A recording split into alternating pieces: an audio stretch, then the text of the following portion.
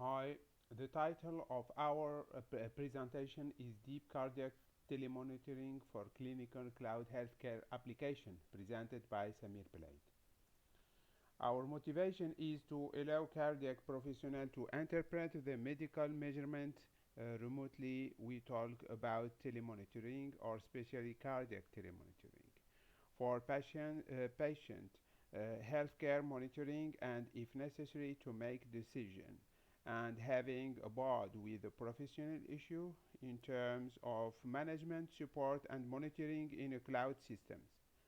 Also to consider a linear-based ECG classification system in depth to detect the myocardial infarction MI. The limitation of the majority of the currently real-time adopted solutions so far are lack of information related to the doctor's physical presence that can help to establish a diagnosis such as a patient's body attitude or room thermal environment. Lack of equipment necessary for medical telemetry action, lack of diagnosis tests like echocardiogram, electrocardiogram (ECG), chest X-ray, or even a stress test. To assess the cardiac risk remotely, we talk about telecardiology. Our goal is to design a virtual clinical center called Medical Cyber Physical Cloud Systems MCPCS, based on the deep learning paradigm for measuring heart rate, respiratory rate, blood SpO2 level, blood pressure, body temperature, and movement exercises. When a medical emergency occurs, our telemonitoring solution triggers a local alert at first, then at a cloud level that can be accepted or not according to established protocol. Both at the local or cloud level, we use a deep learning alert system using CNN.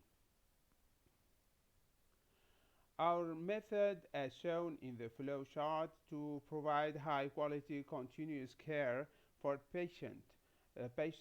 We integrate multiple medical cyber physical systems MCPS of hospitals to construct the MCPCS. That is, it enables MCPS in different regions to work together to provide excellent services. MCPS was used in hospitals to assist doctors in completing data collection of patients, treatment, and early warning by intelligent devices. In addition, the monitor has two video streaming channels for the integrated camera and the echocardiogram equipment. As a telemonitoring board, here the figure shows the overall diagram of connected streaming board. Our solution acts as a compact connected medical monitor. The hardware architecture is mainly composed of two boards. The first one, called Diagnosis and Tracking Child, is responsible for collecting the patient's vital signs. However, our shield is extendable to any other indicator by doctors. To connect the 10 ECG electrode, 12 lead ECG data acquisition system based on ADS 1298 is used as a 24-bit analog front end, while the average heart rate at rest should be between 60 and to 100 beat per minute. The second Raspberry Pi based board includes a dedicated input-output unit for medical data, audio stream, video stream, camera and echocardiogram video, a local display unit, and a connected unit to transmit information to the cloud service via a secure VPN access. Each patient home unit is identified by a unique key. All these devices are powered by a 5-volt lithium battery and plugged into the mains. Telecardiology Powered by deep learning, the usefulness of AI for ECG has recently been reported using big data. In this part, we assess the feasibility of the practical introduction of these AI systems in the setting of moderate computational facilities resource. Until the solution is implemented and after each confirmed cardiac arrhythmia, our platform triggers a general alert and communicates all data to the cloud for advanced computer-aided diagnosis. An overview of the proposed approach is given in the figure. In our work, we investigate the lead 2 records.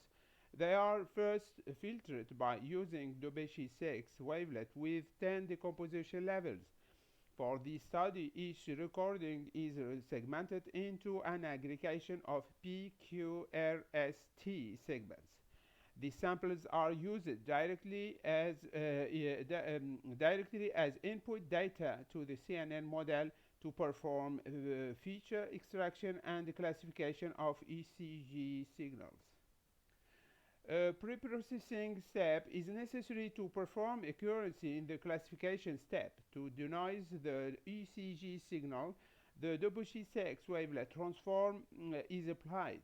Then the threshold processing of the high frequency wavelet coefficients is applied to eliminate EMG noise and power line interference.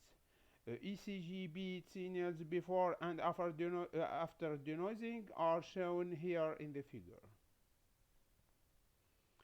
For the air peak detection, it is shown the wavelet transform is also an effective method when compared with other algorithms. By using the two-level Debussy 3 wavelet transform, each segment of an ECG beat is represented by 751 samplers. 250 samplers are taken before the air peak and 400 samplers after, without including the first and the last bit. Before using them as input into the CNN model, we applied a download sampling function to obtain 500 samples. Likewise, each segment is normalized with respect to its minimum and maximum value to solve the scaling problem and eliminate the lag effects. The CNN is typically composed of three layers, which are the convolution layer, the polling layer, and the fully connected layer. In order to extract the high-level features, the graphical representation of the architecture is shown by the figure, and the details of the proposed CNN model are shown in the table. It consists of 4 convolution, 4 max polling, and 3 fully connected layers. The stride is set to 1 and 2 respectively for the convolution and the polling layer. Max polling is performed after each convolution operation. Finally, the fully connected layer is intended to connect the neurons of the previous layers in a probability distribution over 2 classes, normal or MI. The rectified linear unit ReLU is used as an activation function for layer 1, 3, 5, 7, 9, and 10. In addition, the softmax function is implemented for layer 11, which is the last one. The PTB diagnostic ECG database is the most commonly used database in studies related to MI diagnosis algorithms. It contains 549 to 12 lead records sampled at 1000 Hz from 200 patients, 360 MA records from 149 patients, and 80 healthy control records from 51 patients. The table shows the characteristic of the PTB database for diagnostic performance. evaluation, we ran the total of 60 epochs of training and testing rounds with a batch size of 10 is executed. The learning rate is set to 0.01 to help in the convergence of the data. The evaluation of our learning algorithm, we used the defined following parameters to evaluate our model: accuracy, specificity, and sensitivity, where TP and TN denote respectively the correctly detected MI and normal records, and FP and FN denote respectively the incorrectly detected MI and normal records. Our proposed CNN model achieved 96-67% of accuracy, 96 and 63% of sensitivity, and 96-67% of specificity after experimental verification. Out of the 2,109 normal ECG beats, we have about 2,038 ECG beats correctly declassified, and approximately 71 of ECG beats are wrongly classified as MI. Likewise, for MI segments, a total of 7,770 ECG beats are correctly declassified, and just 2,067 are wrongly classified as normal ECG beats. The figure illustrates the evaluation of accuracy and loss curves during the training and validation phase. To prove the effectiveness of our algorithm, this table summarizes the comparison results between the proposed method and various techniques employed by researchers for automatic MI detection by using ECG signals which are obtained from the same PTB database. Most of the researchers used 12 leads ECG data in their studies. Lead 2 is commonly used for individual and home use for basic cardiac monitoring. Furthermore, the first four methods are all based on a conventional machine learning framework, while the methods proposed by Acharia et al. And our work are all based on a deep learning framework. Overall, it can be seen that the deep learning methods can accomplish superior performance than the conventional techniques. This approach have also proven to be effective in healthcare application, particularly in telecardiology. As a conclusion, the objective of the proposed virtual platform MCPCS is to give the doctor a tool to remote patients monitoring, interpret the medical measurements remotely, and to make decision care regarding the MI diagnosis.